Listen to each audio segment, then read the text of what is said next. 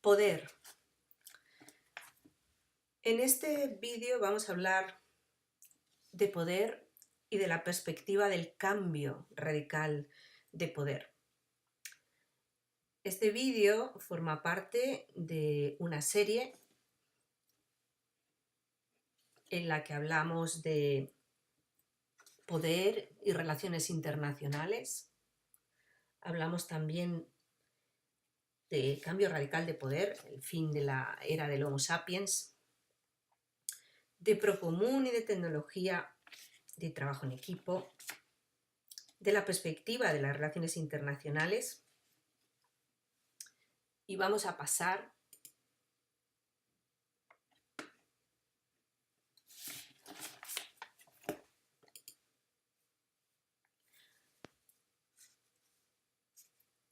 a hablar precisamente, a centrarnos en la perspectiva del cambio radical de poder. Harari habla de releasing ourselves from the shackles of biology. ¿Qué significa esto? Significa hablar de ruptura de límites de la selección natural y de una forma de reemplazarlos por el diseño inteligente. Harari se refiere a ello en su libro Sapiens, en la página 445, un libro que publica en el año 2011. Y Harari nos dice que en 4 billones de años ningún ser ha sido diseñado por un creador inteligente. La selección que se ha producido ha sido una selección natural. Hace 10.000 años, no hace mucho tiempo realmente, la primera ruptura del viejo orden se produce durante la revolución agrícola, la primera ruptura en la selección natural. Esto ocurre cuando el Homo sapiens desarrolla gallinas que no corren muy deprisa, gallinas que engordan, y esto lo hace mediante la mezcla de las gallinas más rápidas con el gallo más lento. Este es el primer paso del diseño inteligente. Sin embargo, hay características ausentes en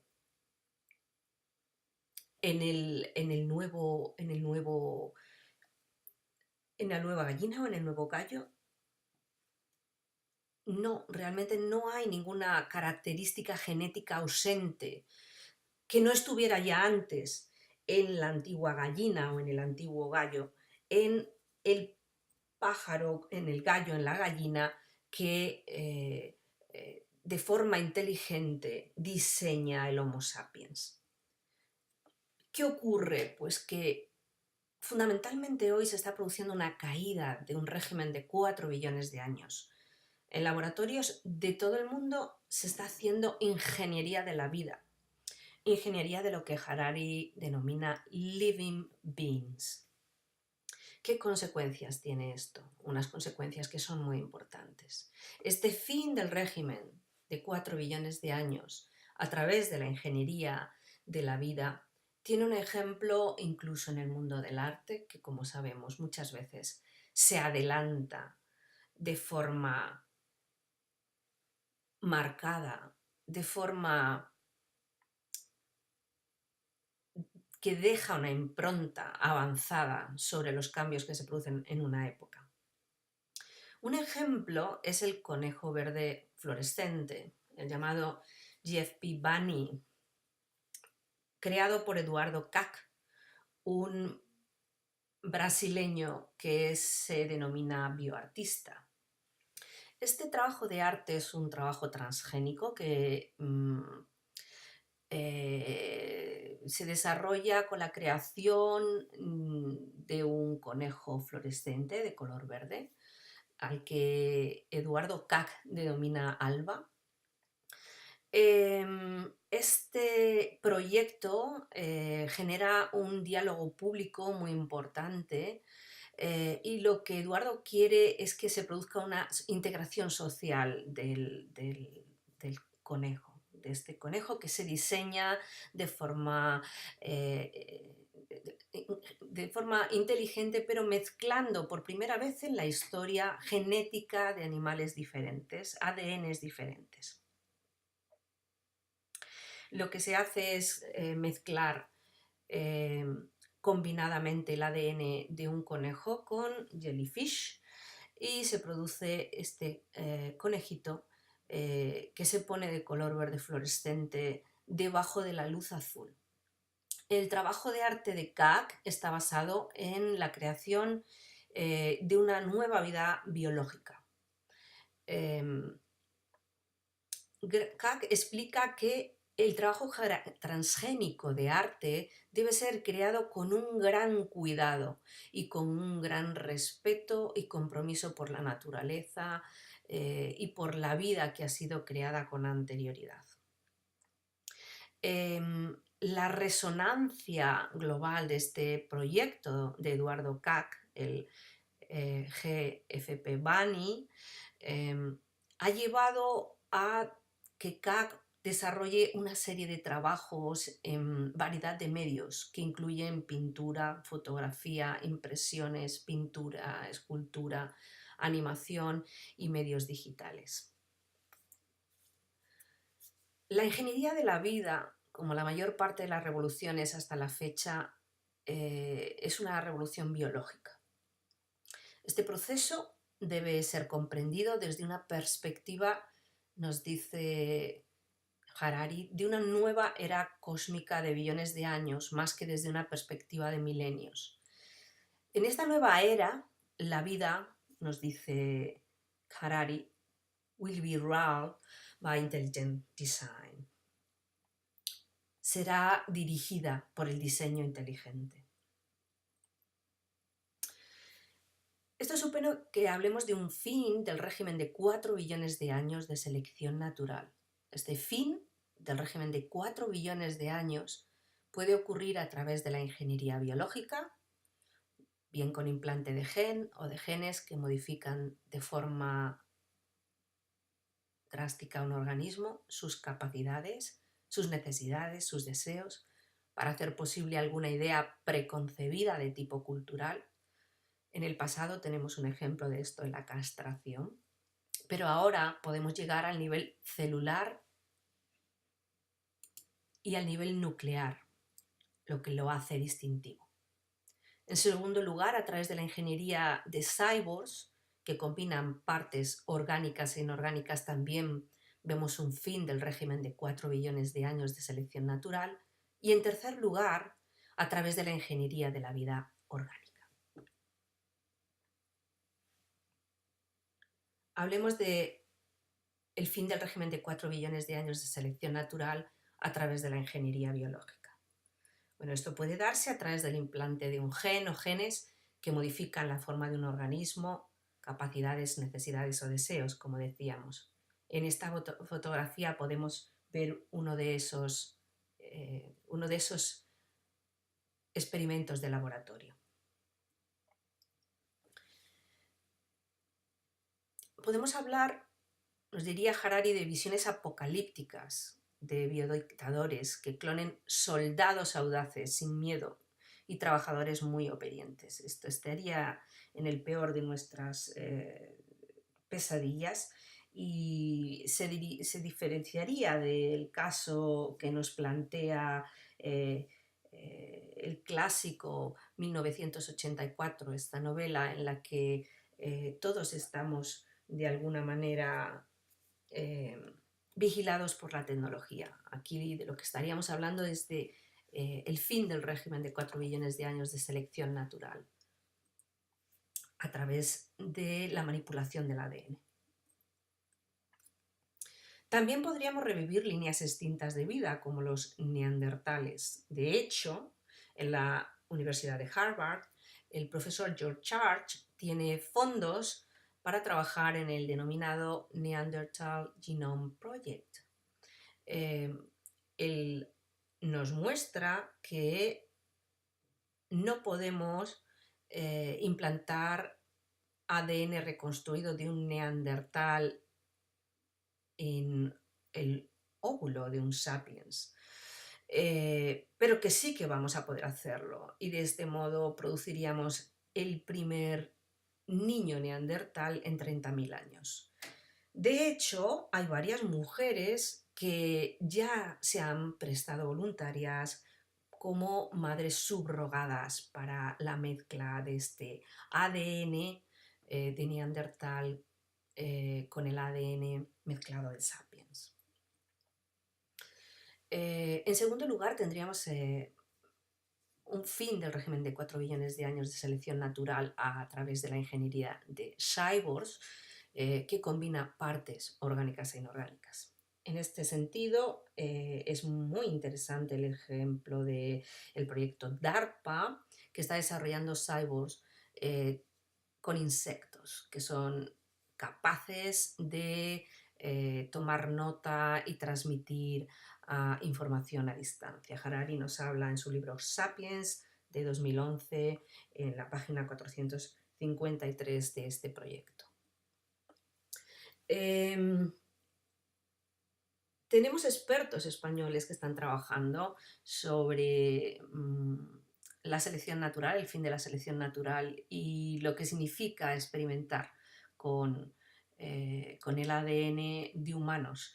Montoliu, uno de nuestros expertos, opina que el experimento chino con embriones humanos es un experimento reciente del que hemos conocido informaciones por YouTube. Sería irresponsable desde el punto de vista ético y técnico. Nos dice que este es un tema que tarde o temprano iba a aparecer, la experimentación con embriones humanos, aunque no sabíamos que iba a ser tan temprano y que a todos nos ha pillado con el paso cambiado. Sobre todo porque He Jiao, el investigador chino de la Universidad de Shenzhen, no ha utilizado los canales típicos de los investigadores, que son los congresos, los papers o los artículos en servidores de preprint para que lo revisen colegas. Frente a eso, lo que ha hecho He ha sido utilizar un vídeo de YouTube para informar sobre su posible desarrollo científico. El investigador chino ha usado para sus modificaciones genéticas la técnica que ya se utiliza en todo el mundo y que se conoce como CRISPR, por el acrónimo CRISPR, CRISPR. También a través de la ingeniería de cyborgs podemos combinar partes orgánicas e inorgánicas, como nos muestra esta fotografía, donde Jessie Sullivan y Claudia Mitchell están tocándose las manos, dándose la mano. Y lo interesante de esta ingeniería es que las dos personas son capaces de sentir a través de las partes inorgánicas que han sido implantadas en sus cuerpos. Esto se puede producir a través de una interfaz de computadora que tiene dos sentidos y que permite a los computadores reaccionar a las señales eléctricas que a su vez nuestras mentes pueden leer y que plantean las siguientes preguntas. ¿Qué pasa con la memoria humana, con la conciencia humana y con la identidad humana cuando estamos hablando de estos desarrollos de computadora de doble sentido ligadas a las mentes? ¿Qué pasaría con la mente colectiva o qué pasa con la mente colectiva? ¿Qué ocurre con conceptos como el de yo, como el de género, como el de identidad, cuando la mente se convierte en algo colectivo? ¿Podría darse el caso de que estos cyborgs no fuesen humanos y que no fuesen incluso ni orgánicos? Las implicaciones filosóficas, psicológicas y políticas de todas estas cuestiones son fundamentales. En cuanto a la ciencia política, que nos reúne en la mayor parte de las clases y los cursos que estamos impartiendo, aunque tenemos otros estudiantes invitados, esto abre muchas posibilidades de trabajo en nichos que hasta ahora no han recibido la atención porque no se habían planteado esta serie de preguntas. Tan pronto como en el año 2015 vemos este ejemplo de interfase entre memoria y computador que trabaja sin hilos. Este transmisor sin hilos, da a las personas con parálisis la capacidad de controlar televisiones, computadores, sillas de ruedas, solamente con su pensamiento. Estamos viendo que esto ya es en 2015 lo que puede haber avanzado. Toda esta tecnología desde el año 2015 puede ser interesante. Pensemos también en la ingeniería de la vida inorgánica, que acabamos de comentar.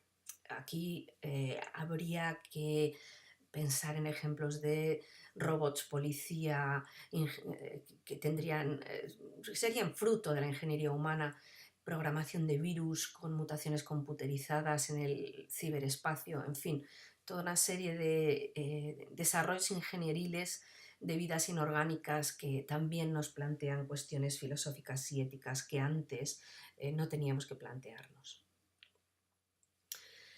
Nos dice Harari que mapear el genoma del primer humano requirió 15 años la primera vez y 3 billones de euros, de dólares. Sin embargo, hoy podemos mapear el DNA de una persona en unas pocas semanas y al coste de unos pocos cientos de dólares. Esto nos da una idea del poder que hemos llegado a desarrollar en muy pocos años a través de la ciencia. Aquí estamos hablando efectivamente de perspectivas de cambio radical de poder. Sería volver a pensar en el monstruo que desarrolló la mente de Mary Shelley, Frankenstein, el mito que nos confronta con el hecho de que los últimos días del Homo sapiens podrían estarse aproximando de una manera muy rápida. Y con esto estaríamos terminando nuestra parte dedicada a esos 4 billones de años tras los cuales se ha producido un cambio, se está produciendo una perspectiva de cambio radical de poder en la que nos estamos liberando de los límites que nos había impuesto la biología. ¿Cuáles son las respuestas a estos nuevos retos? Pues estamos trabajando en estas respuestas, en los cursos que estamos trabajando junto con nuestros estudiantes en la Universidad Complutense de Madrid, poder para el máster en análisis político y poder, historia del poder, en nuestros grados de Relaciones Internacionales y de Ciencias Políticas. ¿Cuáles son las respuestas a los nuevos retos del siglo XXI? Pues planteamientos del curso que generarán posibles respuestas y debates tras las nuevas lecturas a las que nos exponemos juntos. Abogados, politólogos, sociólogos, psicólogos tendrán que pensar sobre la importancia de la privacidad y la identidad. También, por ejemplo, los antropólogos.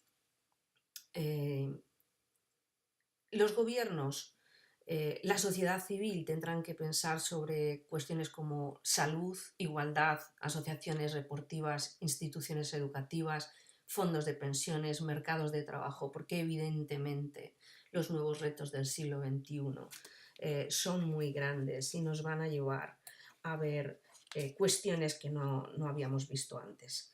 Hablaríamos también de seguridad mundial, de cooperación, de nuevos valores, de seguridad común, de diplomacia, de cambios en el derecho internacional, de inclusión de nuevos actores, en definitiva, de una perspectiva de cambio radical del poder donde no podemos quedarnos con los brazos cruzados y como ciudadanos tenemos que tomar partido, tenemos que tomar posiciones, tenemos que prepararnos y tenemos que desarrollar y diseñar la sociedad que queremos y la política que queremos en el siglo XXI.